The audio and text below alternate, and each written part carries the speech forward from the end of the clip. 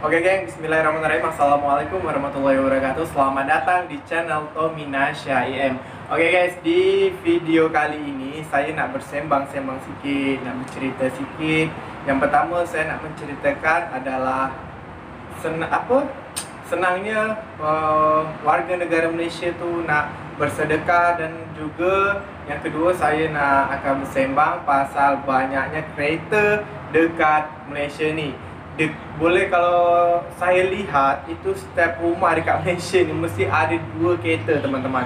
Itu semua saya dah tengok dekat rumah mana pun mesti ada minimum 2 kereta. Okey, buat korang yang belum subscribe channel ni, kalian boleh subscribe di bawah sini. Dan bila korang tak nak subscribe pun tak apa, korang boleh like video ni hingga 1000 like. Okey.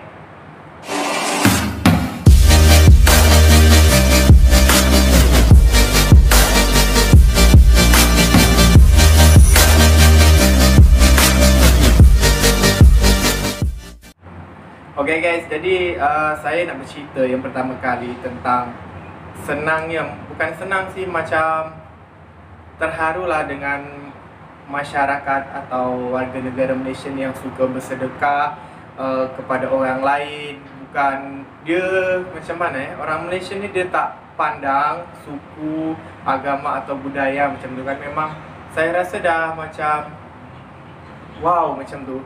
Karena saya sendiri di sini sebagai bukan orang Malaysia, saya merasa orang sini memang baik-baik, memang terbaik lah teman-teman. Kalau untuk masa bersedekah, dia akan cepat prihatin bila lihat orang yang sedang kesusahan. Sebagai contoh tu waktu masa PKP pertama kan, banyak tu daripada warga asing atau foreigner yang ada dekat Malaysia ni, dia orang tak ada kerja dan juga tidak ada pendapatan. Nah, dan di sini warga Malaysia kebanyakan itu saya tengok dekat video-video YouTube yang lain tu memang terbaik lah. Mereka memang tak pandang kau daripada mana, dari negara mana, kulit kau putih ke hitam, mereka semua bersatu dan membagi rezeki mereka kepada foreigner atau warga asing yang ada dekat Malaysia ni dengan menyumbang makanan macam tu kan. Dan lagi satu, saya juga merasakan hal tersebut masa saya di PKP pertama itu. Memang mungkin ada salah satu akak tu kan yang masih tengok waktu saya buat video makan Maggi, yang vlog saya, korang boleh tengok lah yang 3 bulan lepas masa PKP pertama. Itu saya dapat respon dan dapat bantuan. Alhamdulillah, di sana saya merasa bersyukur sekali. Dan lagi satu, saya ada video pendek, video pendek yang menunjukkan bahawa rakyat Malaysia tu memang dia tak kisah nak dekat mana pun, dekat luar negara pun dia orang pun bersedekah. Nah, dan ini adalah video saya dah minta izin kepada akak tu untuk saya tayangkan dekat sini. Dan video tu akak tu ambil dekat salah satu rumah makan yang ada dekat Padang. Seperti ini videonya.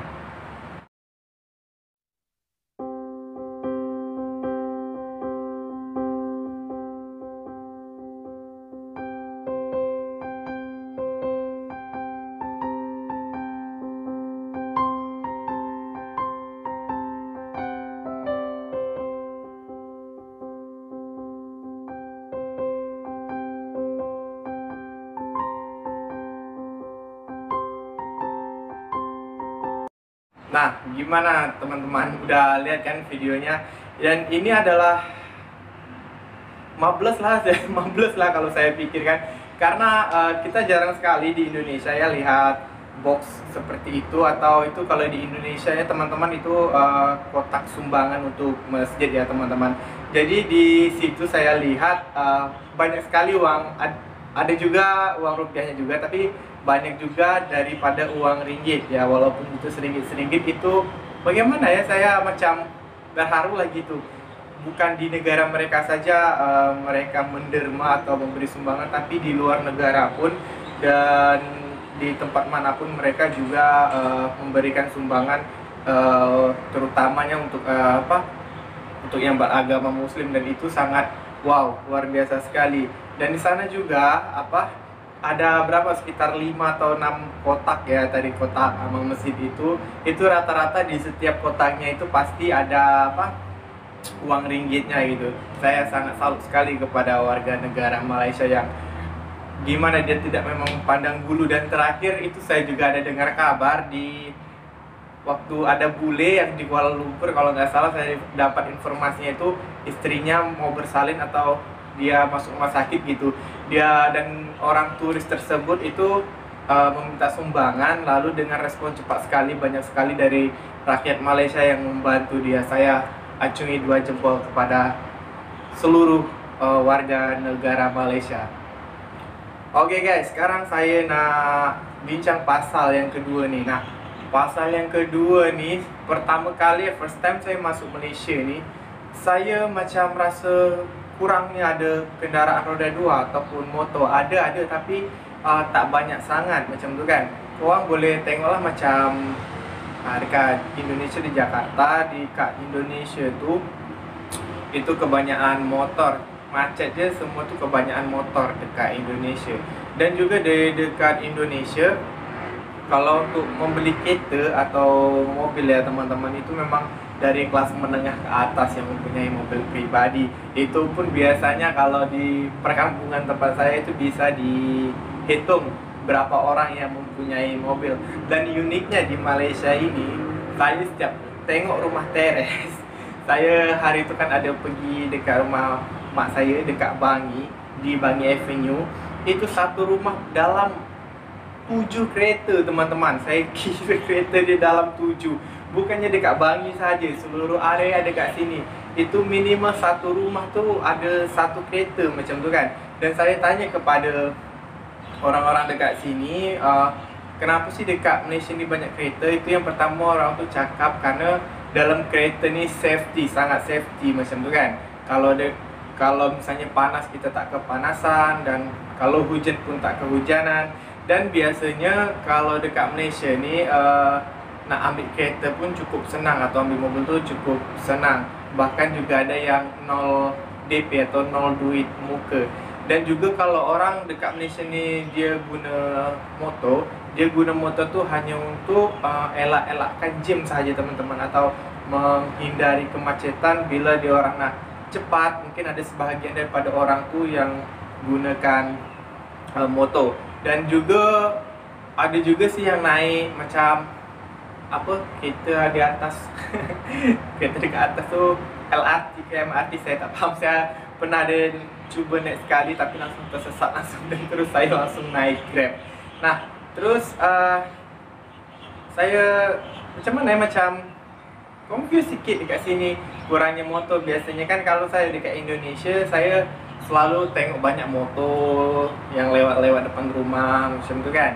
Dan lagi satu, kalau untuk beli kereta tu memang, kalau untuk menengah ke bawah tu memang agak berat. Sebab kita orang dekat Indonesia, khususnya dekat kampung saya, kita orang tu lebih petikan aset-aset untuk di masa tua nanti atau untuk anak-anak kita orang. Seperti contoh, daripada kita beli kereta yang harga RM30.000 atau RM40.000 kalau dalam rupiah tu, atau 100 hingga 200 juta rupiah, itu lebih baik kita orang tu suka untuk beli macam kebun macam tu kan, macam kebun getah ataupun kebun sawit, ataupun untuk pusingkan balik untuk berbisnis macam tu kan, daripada kita orang belikan kereta macam tu.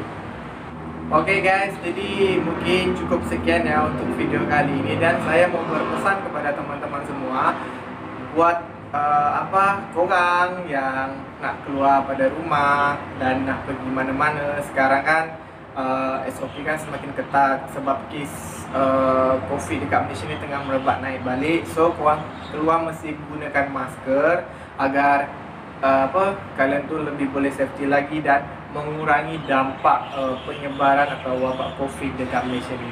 Dan bila korang tak guna mask, ya kalian siap-siaplah kalian kena kompon RM1,000. Kalau korang tak nak kena kompon RM1,000 kan rugi tu. Banyak di RM1,000 tu memang cari dia memang patah tulang lah guys, okay? Nah, dan juga buat para haters atau buat korang yang benci-benci dengan negara jiran kita, lebih baik korang berhentikanlah semua tu. Sebab apa yang kalian pikirkan itu enggak sama apa yang diberitakan oleh berita online seperti berita-berita yang tidak bertanggung jawab, karena Indonesia, Malaysia, dan Brunei itu adalah negara serumpun teman-teman, yang tidak bisa dipisahkan, karena kita bisa dibilang tuh satu keturunan gitu kan, satu nenek moyang, dan adat kita pun juga nggak jauh-jauh sekali. Oke guys, jadi terima kasih buat kalian yang sudah mengikuti video saya dari awal tadi hingga sekarang. Dan jangan lupa untuk subscribe channel Pembina CIM agar channel ini bisa berkembang lagi untuk kedepannya. Oke guys, saya Tommy Pratama beserta istri dan anak saya akhiri. Assalamualaikum warahmatullahi wabarakatuh.